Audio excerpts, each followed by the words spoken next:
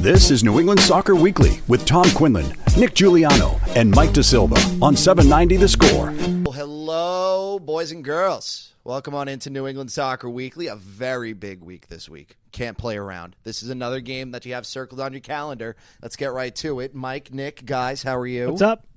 Doing good. I want to take the time to say rest in peace, Jerry Springer. It's a big loss for the pop culture world. I know it's not necessarily what we do.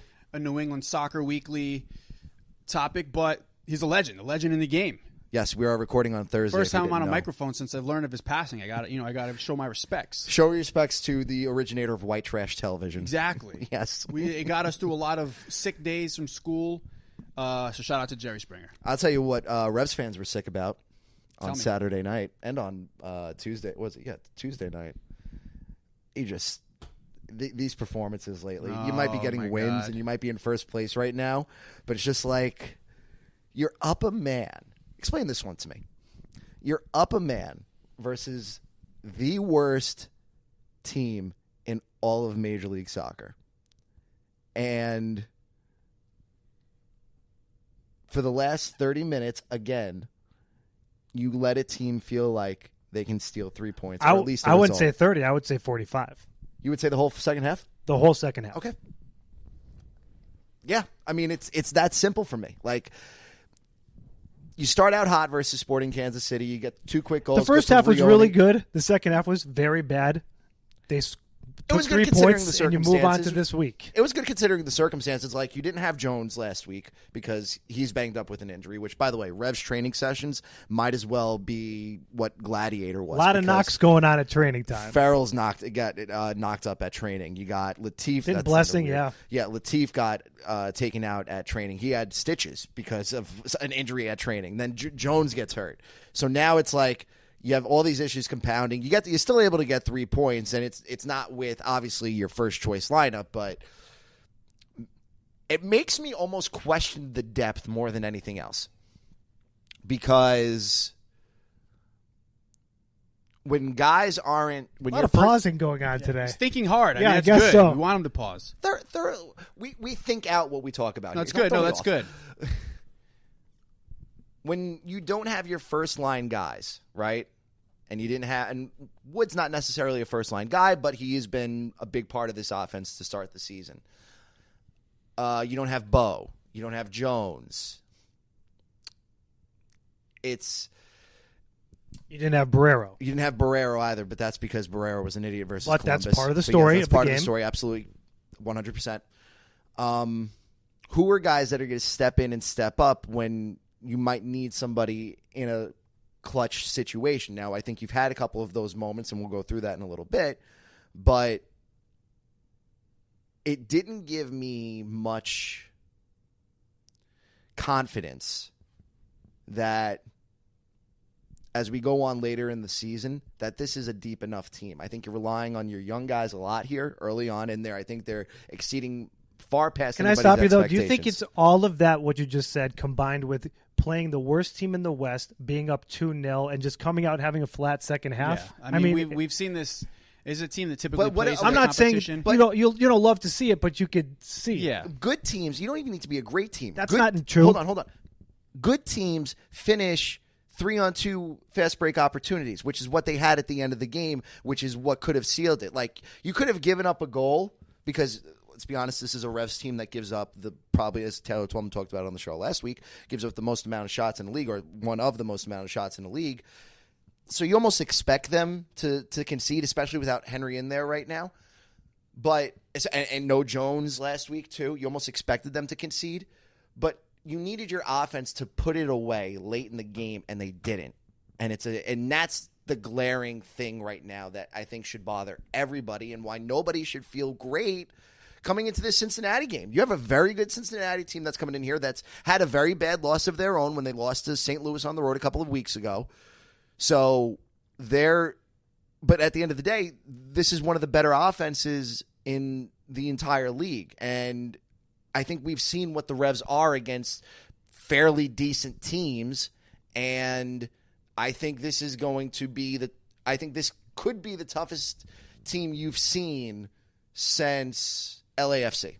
100%. And I went back and watched a lot of FC Cincinnati. That's good. FC Cincinnati. Well, because you're not wrong there. This is a very good team, and it is a very offensive-heavy team with one of the best, some might say the best triangle up top right now with Santos, with Vasquez, and with Acosta, and they're firing on all cylinders. You're right. They had a bad loss on the road against St. Louis. Their play on the road has been much different than their play at home, but this is a big test for this Revs back line. I hope everybody is healthy because it's going to be 90 minutes of a lot of offense that they're going to have. Well, you're going to have Bo back this weekend. Well, you should have Bo back this weekend. He's not on the injury report at all. He's not questionable. He's not out. Barrero, you're obviously getting back. Jones is not on. Let me double check that.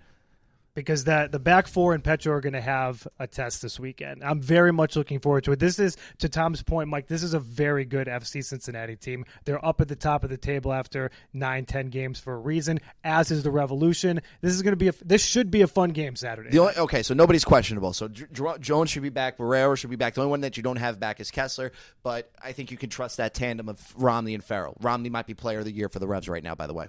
Save that for another day. But again, back to that triangle up top. This is a force. This is a very strong offense. Yeah, sure. I mean it is. But again, I think to go back to Tommy's original point from the beginning of the show is that. Well, Tom gave you like 4 or 5. Yeah, I'm all ones. over the map. Honestly, I kind of zoned out there for a Sure. second. But to quote my producer, Heartless Jim, but the thing is, I don't necessarily question the depth.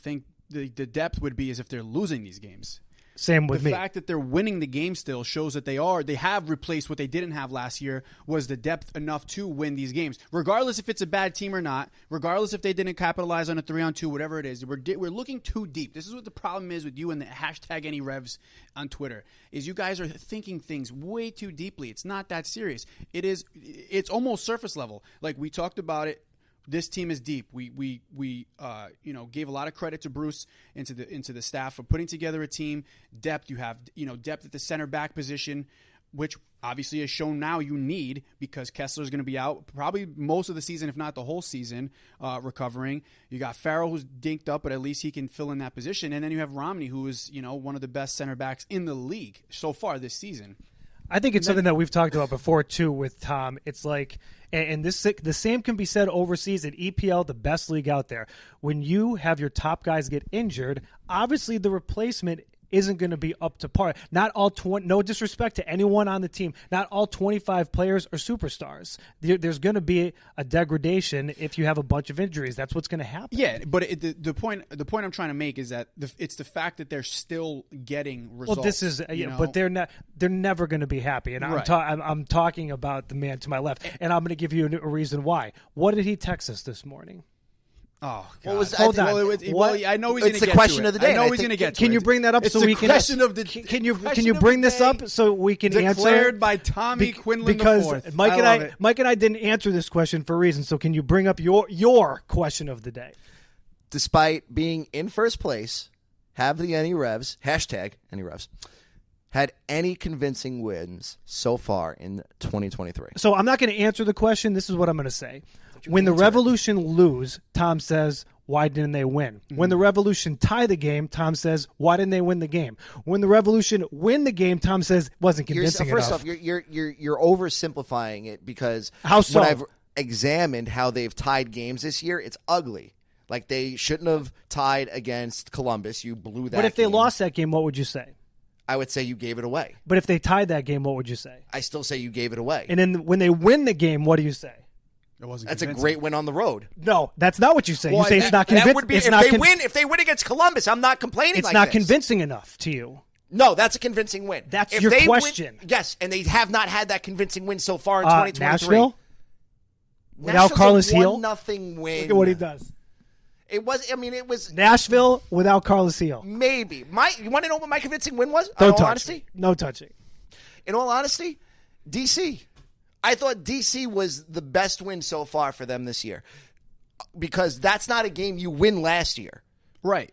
But that's the point I'm trying to make is that you're brought That's up where because I think your depth has been shown to step up. That moment right there where Noel Buck... Yeah, but you're concerned about the depth. You brought up that. The point I'm trying to make is that you said that yes, you were concerned about the depth. I've seen more bad things than I've seen good things concerning this depth. But and they're still getting results. Now, here, give your team... It's a long season. It's a glass half full looking at it, picture. It's a realistic looking at it. I mean, last season... It's actually what's happening right now. Last season, we complained about the fact that they didn't have the depth and they weren't winning games. They weren't coming from behind. They didn't have players to step up in positions that... Or play positions that they don't typically play and be, solid in those spots, where we have already seen it this season with the Revolution.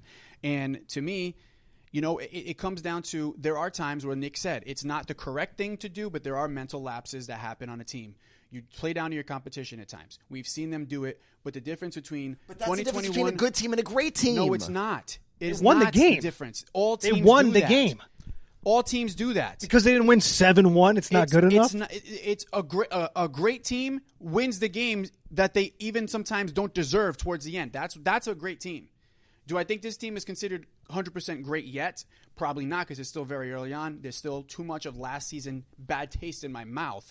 But you have to be happy with the start. And like Bruce said on your call with him today, he said, am I happy with where we are? Like, as far as standings go, yes, it's been a good start, but we're not where we want to be yet. And I think that's a very good way to look at this Revolution team. I think he's being more realistic with it than you guys are. I think you guys are more like, yeah, but you're getting results, and I don't think that's not what we're saying. He's as satisfied with that. That's not what we're saying. I'm not saying I'm satisfied with the team either. I mean, you sound. I mean, at this point, you're all sunshine and roses no, today, Tom. Peaches. This I'm is sorry. the difference between us and you. We're talking about what's happening right now and what's happened in the last 9 games. You're talking about problems that could hypothetically happen at any point. I'm analyzing the problems that's happened over the course of these 9 games here. I'm just saying, listen, again, I think you're missing the point of this. He's just trying to be argumentative today. This is good. I mean, that's fine. It's a show. You're right. But the thing is, you look at the fact that they're getting the results. They're sitting at the top of the table, and whether they're beating good teams, bad teams, it doesn't matter. They're getting points. Now, if Bruce is working on getting this team to a point that he's comfortable with, which is going to take months, it's a long season. It's almost May. Exactly. Then I think that it's fine to be where they are, still getting the results they're getting, and being happy with what you've seen. Do they need to go out and blow out Columbus on the road 5-0 for you to be satisfied with the way they look? No. I don't think LAFC right now is looking at their team and saying, "Hey, this is where we want to be. This is exactly the team that we're going to have all season long." And by the way, if the Revolution were undefeated right now, I would still agree with what you just said too. It's 10 games in. The point is that they're pretty damn close to being this. But I'm with you in that the point is that the season is long, and we talk about this all the time.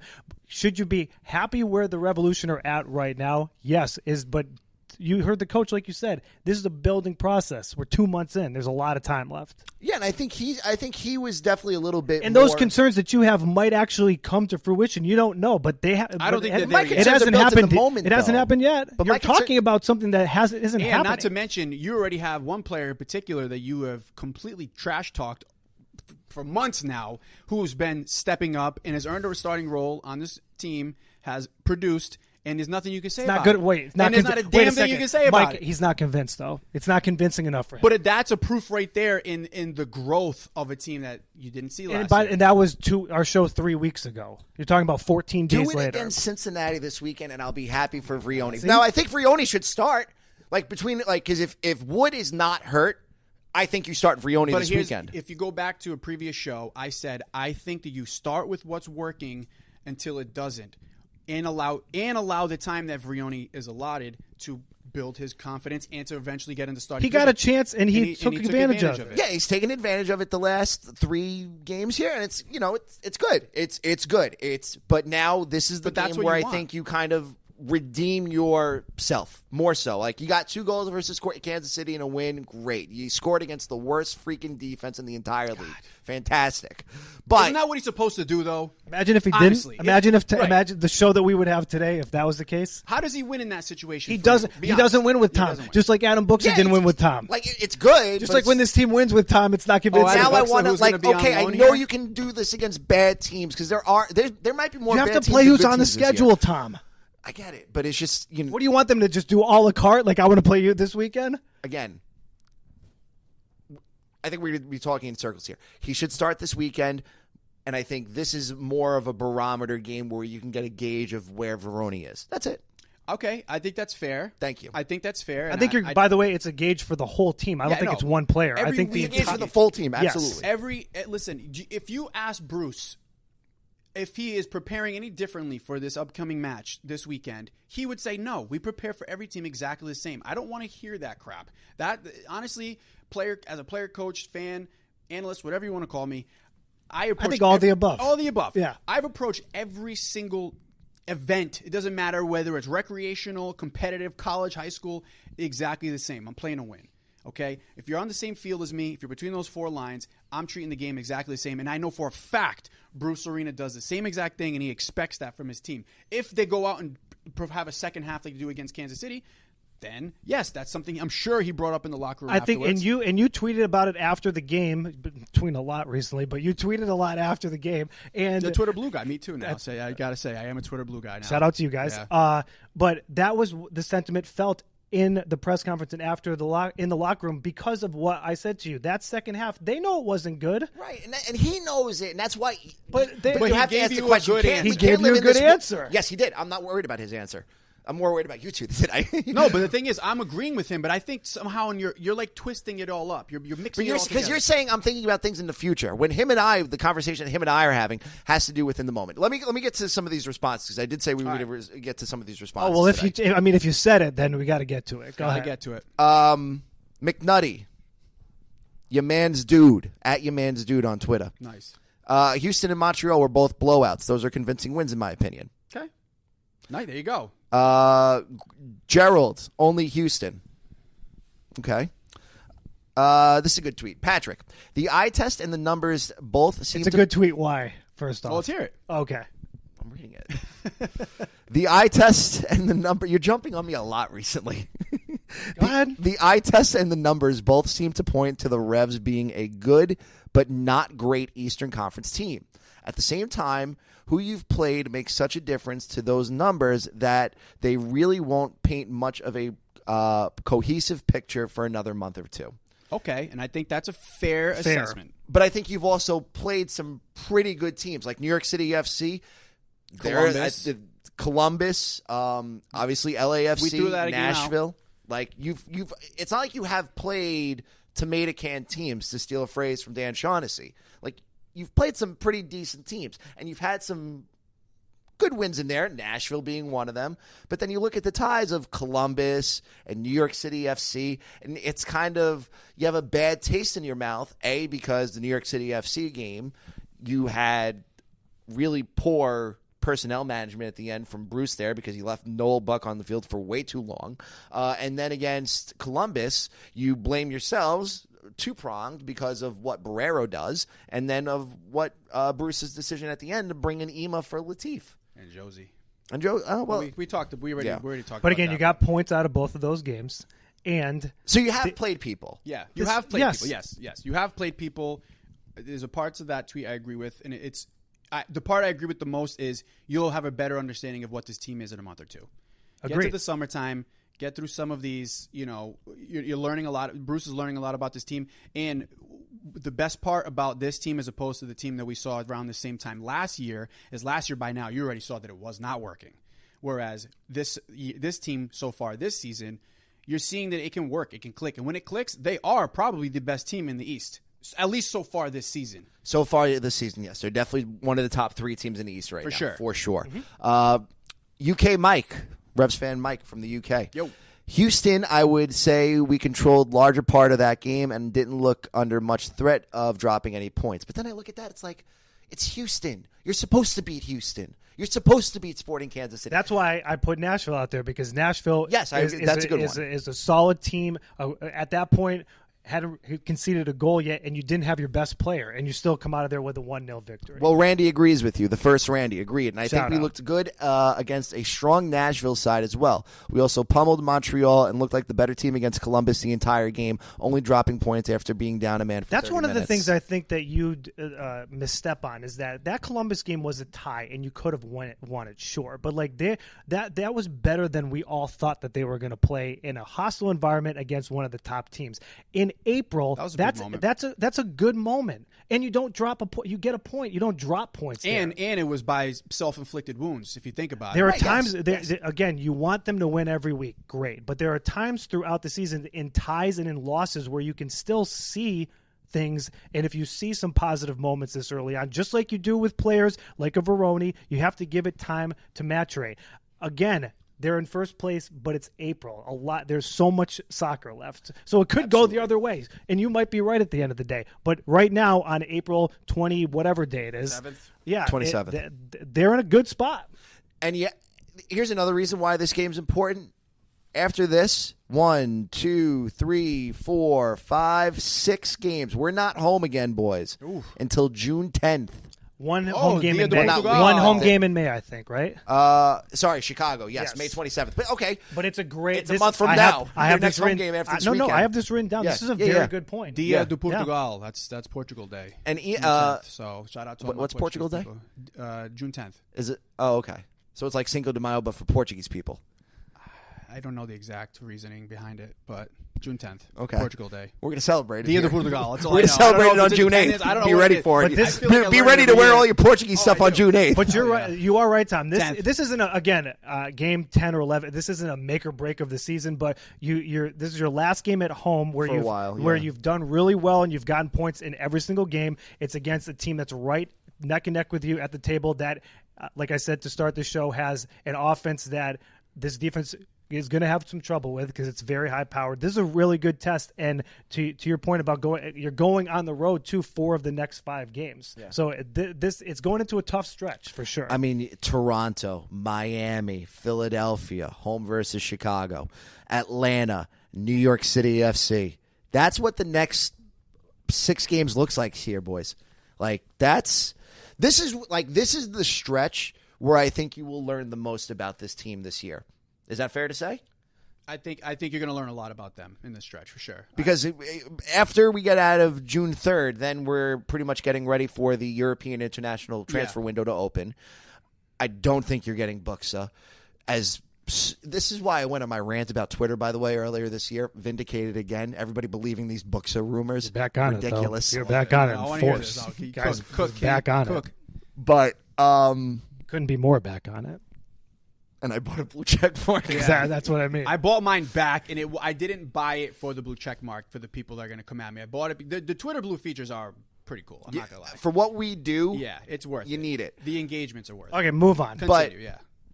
This stretch right here before the European international window opens is really going to let you know what this team needs moving forward and if they really are a top half of the league team. Like, you're sitting in the Supporters Shield position right now at 20 points and beating Cincinnati on goal differential. The schedule is very interesting, the way that they set it up, having all of these home games. I think 4 of the last 5 games have been at home and then going on the road for the next 4 of the 5. It does not set up well, and all that traveling like that, it's going to be tough. But again, to your point, it's going to be a testament to see. June is when we'll see what this team does really look like for sure. Yeah. But By the end of- what we've seen so far is better than you thought.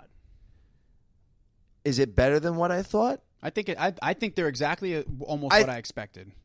Actually, they're better than what I thought. They're absolutely better than what I thought. They've think they're- exceeded my expectations. I'm not talking about like I expected them to be terrible and they're super great. I think that they were a team that last year was a weird season, a lot of things happening. So I expected them to bounce back from that. And then I was very curious / skeptical about some of the new additions based on what we saw last year. And they've overachieved and they've overperformed what I expected. So they're past where I thought they would be at this point. Let's talk about that next with Calen Carr. MLS season pass is Calen Carr. Coming up next here on New England Soccer Weekly. Big week with the Revs and FC Cincinnati. Next. All right, New England Soccer Weekly returns and a return appearance for Calen Carr. Second time in Providence this year. First recurring guest on the show this year. First recurring guest on the show this year. First person to say the New England Revolution are a very good team. That's very good. What's going on, Calen? I'm happy to be back. I mean, this is, I think I was saying the first time I was on, you guys just moved into this new space. So you guys are feeling comfy. You look, looking good. The space looks nice. Yeah, Maybe no, it's next good. time, the third time I'll come in studio. Maybe that'll get happen. it. Yes. Yes. Yeah, let's lock that in. You'll have to, Tom, I think, starting to move in here. You'll have to move his like cot that he has set up over here out of the way. Yeah, but- Tom's getting real comfortable, and if in the last segment, Calen, we had like almost a full out brawl in here. Yeah, so it was the, good. the show is still the Wow. same that you came on in week 2. Yes.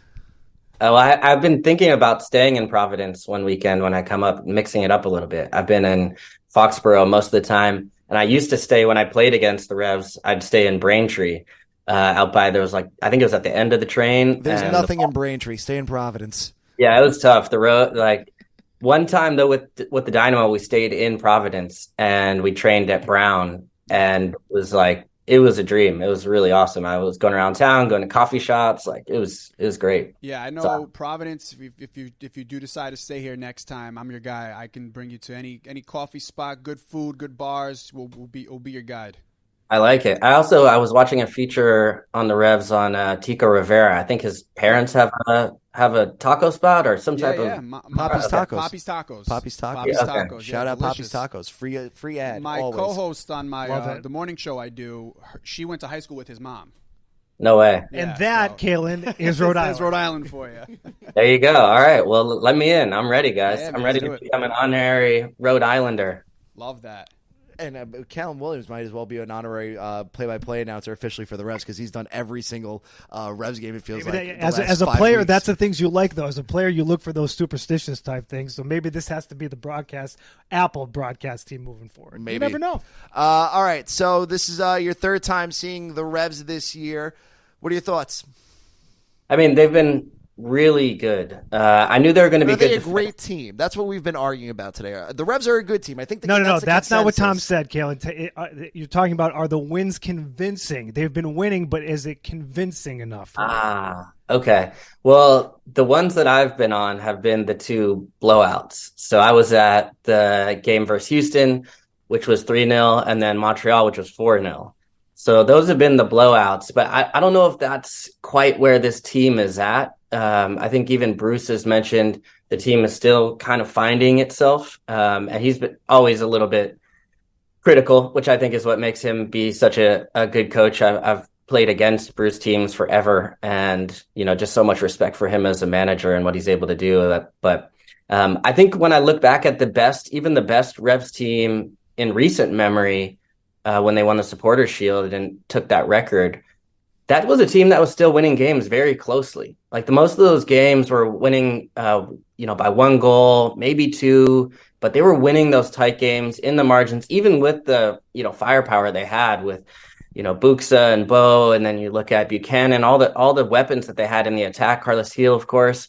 But I still think that if you can win tight games early in the season, that's generally going to give you some confidence moving forward. Yes, you want to blow out the teams that you can, and that's where that sort of convincing part comes in. But 1-0 wins for me are still convincing. So I would lean towards saying this team is a great team in MLS right now.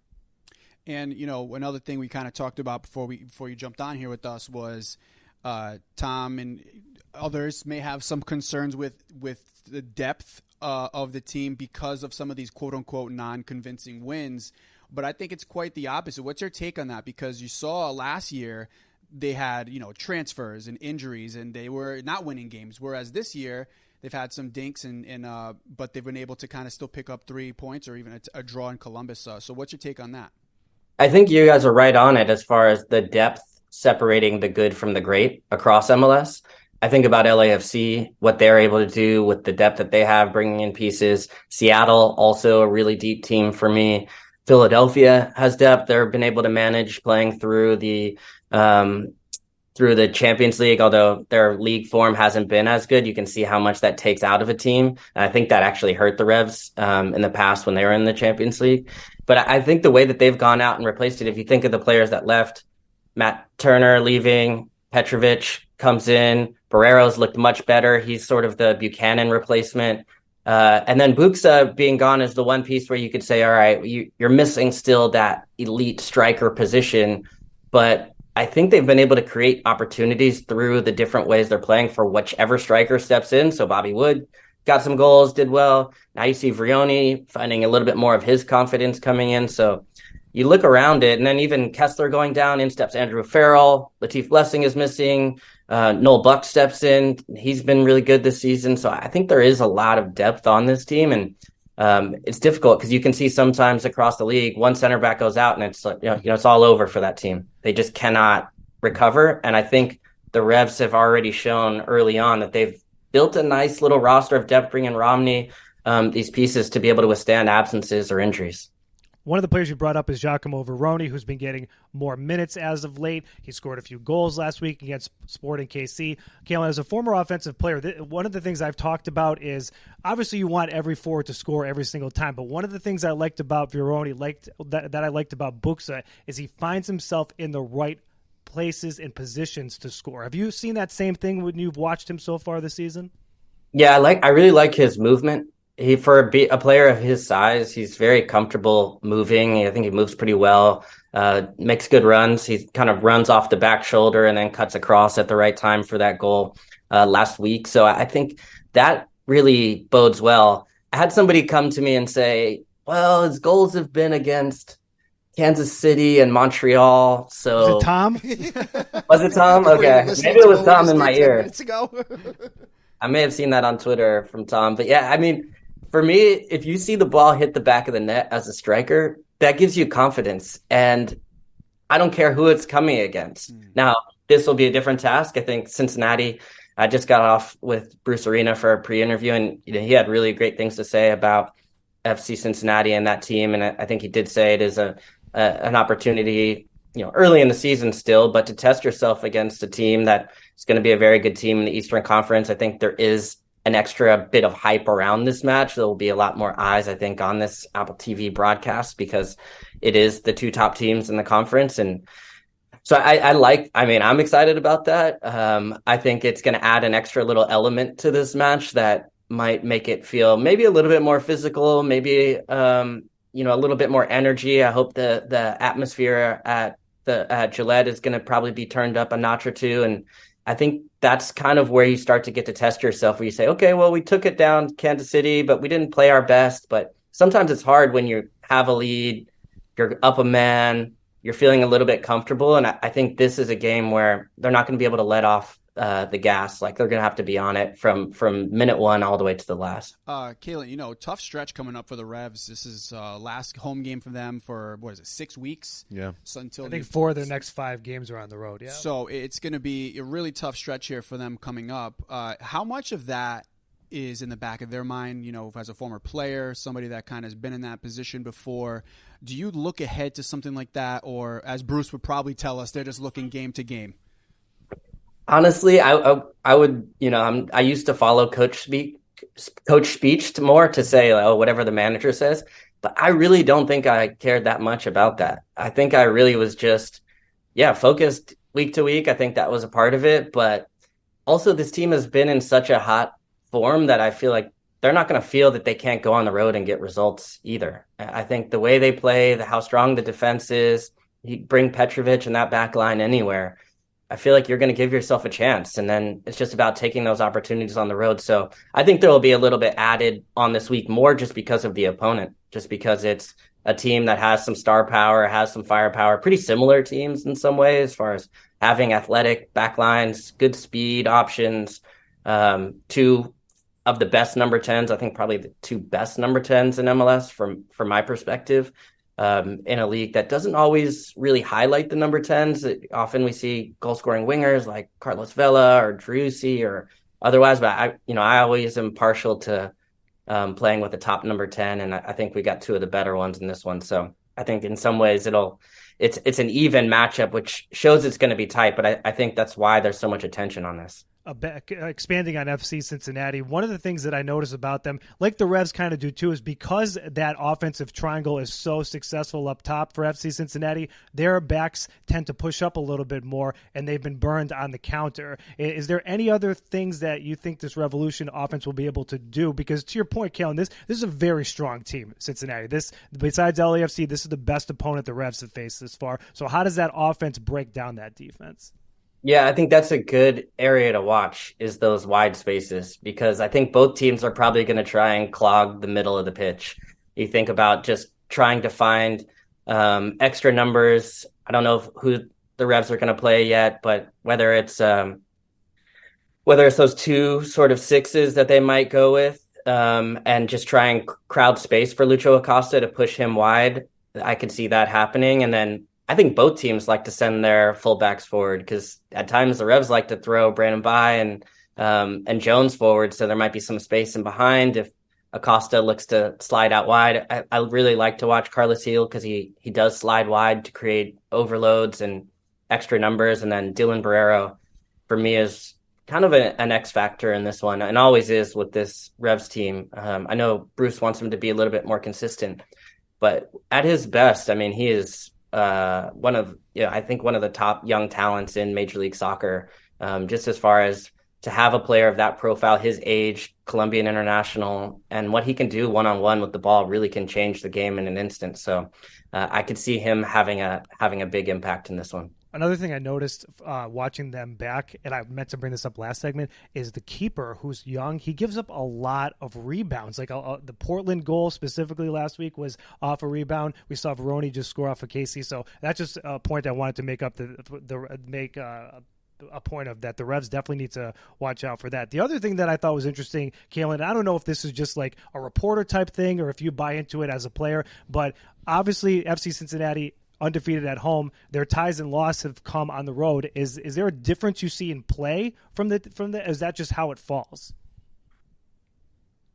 I think that's kind of normal in Major League Soccer. I think for the most part, I did mention, feeling like you could go on the road and get a result, although my Houston teams were never very good on the road.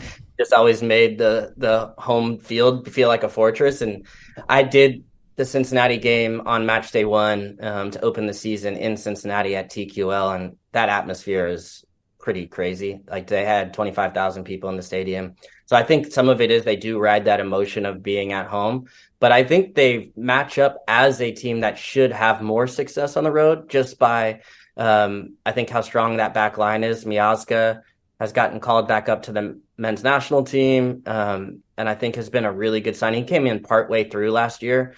But then they brought in Mosquera, who's young, very athletic, very good on the turn. They were a little bit older last year. I spoke to Pat Noonan. He said he wanted to get a little more younger and athletic in the back. So I think they have that so far. And Wobodo in front of them is kind of like a Polster type. He's more charged with trying to win the ball back, do the little things right, sensing the danger, sniffing things out, and more so than like really trying to create chances. It's more just get the ball to Lucho Acosta and let him create from there. What do you think the outlook is for this, Cincinnati team? Because, as we're hyping up this weekend, match of the weekend, it feels kind of, it's playoff atmosphere, but it's a top two teams in the East. It's a big early season game. You have a decent enough sample size of both teams. Yeah, right. But as we move into the summer and when the European transfer window opens, there's been rumors about Cincinnati making moves with Brendan Vasquez. So do you think what we see now with Cincinnati is going to be wildly different than what we see? I think the Revs play them again in late June. So, is this, not a real barometer for what Cincinnati – July 1st, that's the next time the Revs play Cincinnati. So the next time New England goes on the road, and it could be a completely different Taylor team. Twellman last week said the Revs could look different too. That's true. So, do you think this is like – it's hard to read too much into this game? Well, I don't know. I do think both teams will make changes as the season goes on. We already know Brenner is leaving, so he's been sold to the Italian side. I'm trying to remember the name of it on me right now. My Italian is poor. Yeah, I mean, he's going to be gone, but that's been kind of a distraction in a lot of ways. Even in preseason, he was rumored to be sold to Nottingham Forest in England, and didn't happen. He went back to Brazil, then came back to the team, didn't start on opening day there. So it's been a little bit of a distraction, I think, as far as who's going to be their, strikers alongside Vasquez. And Sergio Santos has stepped in, been very good. But I think it's probably more of a guy that they would, can hold them over. But I think if they really want to go all the way, or be at the very top or fighting for the Supporter Shield or some of those things, they'll need to make a signing. And I'm assuming that they have been planning for that, although I don't think that signing will happen until the summer. And Taylor would know much better than me, of course, being a Revs guy and just in general being on Twitter a lot more than I am and more connected across, global soccer. But I could see the Revs going out and making changes too. And I think they're probably less likely to lose a player. And of course, I know Petrovic is being looked at by some huge clubs, and sometimes that can change things in an instant. But and I think Barrero at some point is gonna make that trip across to Europe as well. But I think that might, hopefully for the Revs' sake, would be after the season, if anything. So I think both teams could make a move, and they probably both be at that striker position. You brought up the comparison of Tejan and Dylan Barrero, which I think everybody does, because it's very true. They're very similar in style. I think Barrero personally just has a little bit more control of the ball at this point in his career. Tejan made the jump over to Belgium and now being linked to Inter in Italy as well. But we do remember when that move first was agreed to, he did finish the season with the Revolution, and it did not look great with the end of his time here in New England. Barrero, do you think that that's something that they're going to avoid, or if the opportunity comes up, he's gone? Like, is Barrero potentially gone this summer, or are they going to do a deal where maybe he leaves at the end of the season, or are they just going to wait until the end of the season?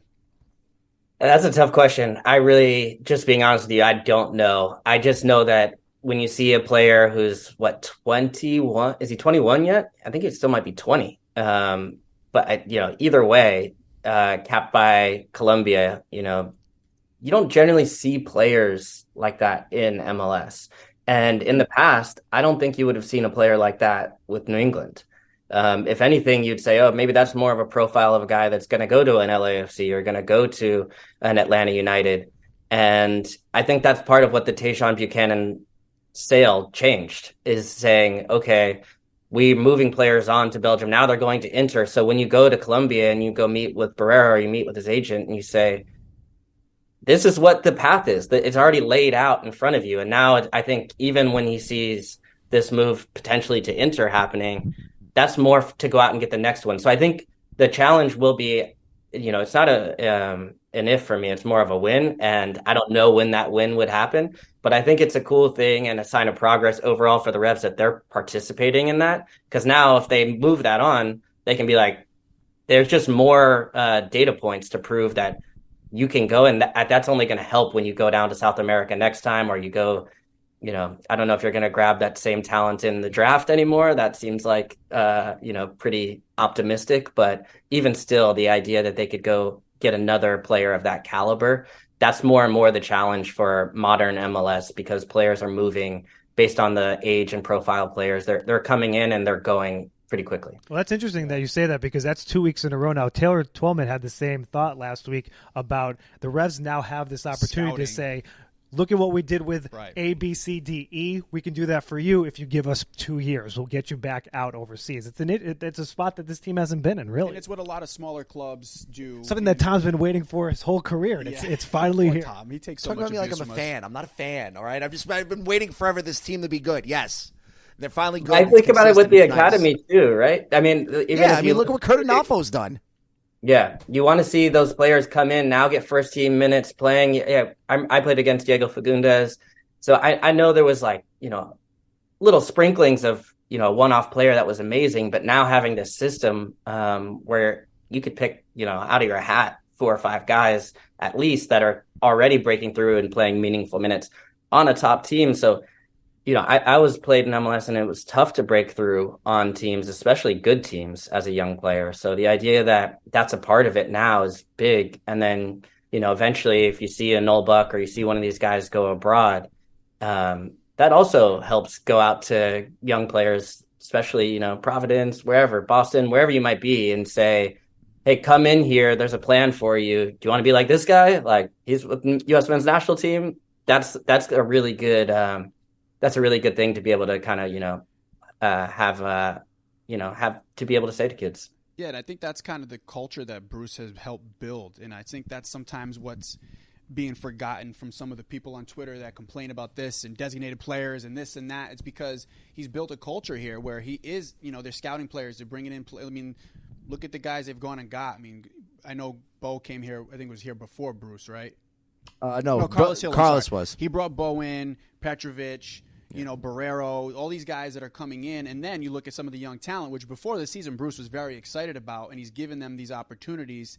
So yeah, I think the days of New England isn't attractive to bring over a designated player doesn't even matter anymore because they're kind of going and finding their own guys. Yeah, well, Yeah, no, it's been impressive because I think the old model would have been that a New England team was going to just find good players in the draft or find good MLS players or maybe make a smart trade, things like that. And you really do need to adapt to modern MLS. Part of that is building the academy out, which they've done. Ton of talent in that region, which is helpful because not all MLS teams have that same sort of available talent base. But then also, I think to be able to go out into the market, and that's the big shift for me, is going out into, especially to South America, because I think, that's a tough market to crack. And I think to be able to go out and get that quality happening, create a little pipeline there is promising. all right, we know you like wine. We're going to force some Italian food into you, too, when we come down to Providence, all right? I don't force. Yeah, I mean, I'm ready. I said I need to work on my Italian, so we'll start with the food. There's no real Italians on Federal Hill anymore. That's the thing. It's where all the Italian Tom, food. listen, I can't defend you out there, buddy. If the Italians on Federal Hill come for you, I don't know. You're on your own. There you go. With the spirit of Buddy Cincinnati. Yeah. All right, Calen Carr from MLS Season Pass. Thank Big you so game much. Saturday. Big Big game game. for Saturday. Big game. Callum Williams and Calen Carr on the call for that one on MLS Season Pass. That does it for us here on New England Soccer Weekly. You do your thing. Bruce. Great. Thank you.